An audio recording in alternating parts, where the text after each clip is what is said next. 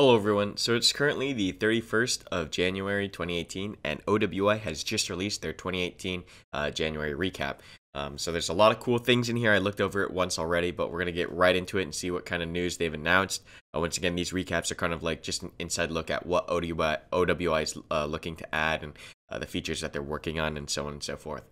So right off the bat, the first thing that we all want to know is when is A10 coming out, right? So that's the first thing that they address is when v10 is coming out and how quickly we might see it. So the only information that we don't get a release date or anything like that, but we do know that it's really close. They've smashed 323 bugs, and they're working on, releasing all that content. So hopefully, like they say, it's extremely close to completion and will most likely be added in the near future. Of course, that's still like very vague, but I don't know. If you're going to ask me if they release something like this and they're this confident, I'm expecting it to come out within 1 to 2 weeks tops. So that's my personal take on just, when they're releasing this recap and how they worded it in the recap, and just how long it's been from the last public playtest. So that's my guess is 1 to 2 weeks tops. But yeah. So art and modeling, the British Army. I get questions all the time. What factions are being added to squad? Well, the next major faction that they're adding to squad is the British Army. Okay, so since the Kickstarter, the Brits have been worked on. Like they released updates in previous recaps and stuff like that. So we know that they've been worked on. When are they coming out? Well, when we look closer, it looks like they still aren't done yet, right? They still need to texture the L85, but the soldier uniform and look is completed by the looks of it. So all the uniforms are done, but they need to model the weapons, it looks like. But yeah, I mean, the ranging's already working on the L85 and stuff like that. It's using the new v10 animations and everything already, so they're all rigged up. So soon, I hope. I don't know. That's not going to come out for, I would say, another month or two, maybe. All right, as far as new Insurgent Soldiers, so we all know the models that Squad had early on in development, like the old US models where they look like they're wearing pajamas and stuff like that. Those were all marketplace assets, and they slowly replaced all these assets with their own art. And so the next faction to get kind of a rework or a redress is like the new Insurgent Soldiers, and these Insurgent Soldiers look so much better than the previous models, like so much better. Like they look just more different, and the quality of the texture is much higher. You can just tell, like you can see like the different folds in the clothes and stuff like that. So it's really cool to see them working on graphically updating the insurgents, because right now they just look like a disaster. Like you look down at their feet and their feet are all fucked up and stuff like that. So it's good to see that they're going to be reworking these relatively soon. I mean, and these models look pretty close to being finished, so we'll see these come out pretty soon, I'd assume, too, because, like, just looking at it, they look all pretty much complete. There might be some rigging that they need to do, but looks almost done. The Technicals Improvised Armor Package. This is so needed right now, because using Technicals against, like, conventional armies, like the Russians and the US, like, you just get shot out of the vehicle so easy. So seeing these improvised armor packages, or armor plates on the Technicals, is kind of welcoming, because it means those Technicals are going to be just a tiny bit more useful. They're not going to be overpowered at all, but they're just going to be able to survive, a little bit longer. And they're going to be sacrificing speed and handling. So there is, a give and take with this armor set. But yeah, they look really cool. They protect the gunners and the passengers a little bit better than before. So definitely looking forward to seeing these in game. The toe is, I think, done. I think they're going to be adding this soon. It's all textured now. Before it wasn't textured, I don't think. But yeah, the toe's been added to wire-guided anti-tank missile for extreme distances. So that's going to be cool. You're going to be able to finally get rid of that BTR that's harassing you like halfway across the map. But yeah, it's cool to see the toe, and I don't really think it's going to be too game-changing, but nonetheless, it's cool to have more assets. PKP. So right now we have the PKM. And in V10, when that releases, you're going to get the V10, or you're going to get the PKM. But the PKP will be coming out after for the Russians, and it's going to come with an optic on the NG. So it's cool to see that they're, making sure that they're getting the right assets, even though we will be using the PKM for the Russians for a little bit. That'll get released to the PKP once that finishes getting like textured. As you can see, it's not textured, and once it's ready for release. But yeah, so just another cool weapon that they're adding. Yeah, gonna be cool having all these different weapons soon. And I know a lot of you complain that the HMGs are not like viable because you just get headshotted off the HMG. There's two things I think they need to do to make the HMGs relevant. The first is perhaps add optics, which is what they're doing here, and the second is increasing the suppression, so you can't really challenge an HMG. It makes it harder for you to challenge an HMG. So, I don't know. Those are two changes I'd like to see. And here's the first step, right? Heavy machine gun optics.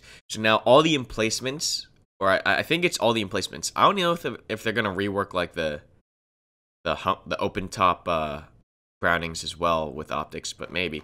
But so far it looks like all the emplaced HMGs, the ones that you build up, they will come with some form of optic, right? Even for the Russian NSV and the US 50 cal. It's coming with an ACOG. So I don't know when that's gonna release, but hopefully soon, because that's really needed. Right now, very few people use the emplaced HMGs because it's target practice. When someone gets on it, you just plink their head off, and it's just hard to use right now.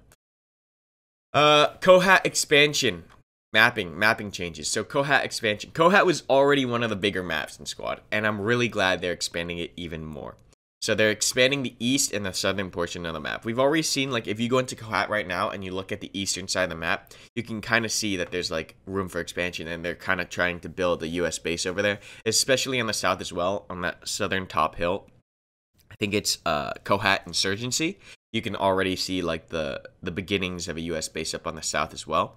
So it's going to be really cool to see, Kohat expanded, because it's already such a huge map. So it's going to be interesting to see how much these map expansions to already large maps are going to affect gameplay, especially when v10 arrives and all the changes to movement and those mechanics come into play. Lugar Valley Expansion. Now, Lugar was always, I'd like to say, maybe my least favorite map, just because of the layout. It doesn't have many different ways to play it. Most of the time, the fighting just goes through the city. Very rarely do you have, like, awesome firefights from across the hills and stuff like that. Most of the fighting is done inside the valley, and it just turns into a CQB bloodfest. But yeah, they're going to be revamping Lugar to replace about 40% of the buildings with more two-story and larger internal space structures. So instead of like compound after compound after compound, it's going to be like bigger compounds instead of just a whole bunch of smaller compounds. So we'll see if that, addresses my concern.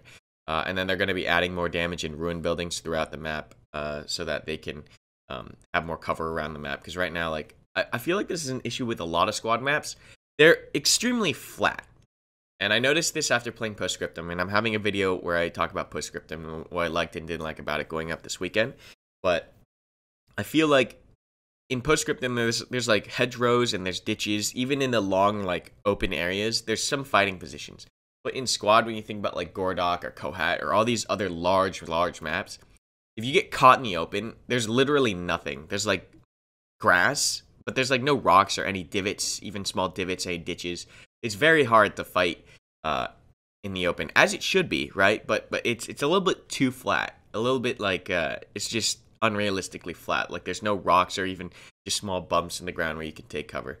So that's just something I noticed playing Postscriptum and then coming back to Squad. But we'll see if they start adding these little divots or like rocks or just, crap in the middle of nowhere, just so you can have something. Kamdesh Highlands. I think this is the first time we're hearing about this map. But building on our first experience with Operation First Light, we've begun to work on a new map visually based on a more rugged portion of Afghanistan. So Operation First Light was supposed to come out of the game, but people liked that map so much that they kept it in. And Operation First Light is like one of my favorite maps. I know it's like so small, but it's one of my favorite maps just because it was one of the first maps in the game. I just have so many memories on that map. It's definitely got its problems, right?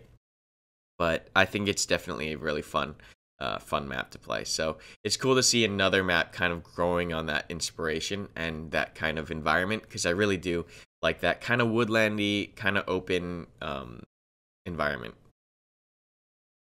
So yeah, nice couple pictures here. Like I really, like this is perfect, right? It's not too steep. Like one of the issues I have on a lot of the squad maps is that they're like cliffs or hills that go like up like 70 degrees.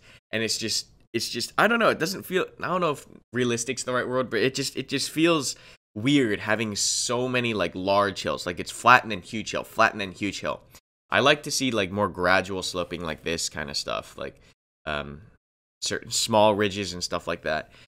Just so that you have more fighting positions, and so they're not actually hills, but they're just like defilade and berms and stuff like that. I like that a lot. Like I noticed that in Postscriptum too, is that like Postscriptum, the main map that they have right now, it's all flat, but there's like little bumps in the ground and stuff like that. There's no like massive hill. So I don't know. Maybe Postscriptum has infected my mind or something. Checking in with Fallujah. So as we can see here, Fallujah is huge. Tons of buildings. It's gonna be CQB combat all over the place. But yeah, it's definitely gonna be awesome to play in Fallujah. It's just the sheer amount of immersion you're gonna get here, and it's gonna be cinematic, and it's just gonna be crazy. It's gonna be crazy. Like Al-Basra is a little bit hard for me to play nowadays, just because the buildings are just so, those 7 stories are just so strong, and there's like so many windows. But like looking at this picture of Fallujah, there's not too many 7-story buildings. I think there's a lot of 3-story buildings, but that means that the fighting is going to be relatively low, right? You're not going to have people sniping at you from like the 7-story buildings. It's going to be going from corner to corner, and you're not going to see the person until you get to the corner. Whereas right now in Al-Basra, there's so many high-rise buildings that it's just it's chaos anywhere in the city, because you have sightlines on anything. So we'll see how much that slows down gameplay. But yeah, that's pretty much the entire recap. You know, a lot of stuff here, a lot of map expansions, weapons, updates on the British, updates on v10, new vehicle, new models. So a lot of cool stuff in this recap. If you want to check it out, head over to joinsquad.com. Once again, I said I think a v10 is going to be coming out in a week to 2 weeks tops. That might be optimistic. I thought it was going to come out in January, but you know, hopefully, please, I'm dying here. Give me A10, please. Hopefully we see it real soon, because I'm dying for it, dude. But anyways, thank you guys so much for watching. I hope you guys all enjoyed, and I'll see you in the next video.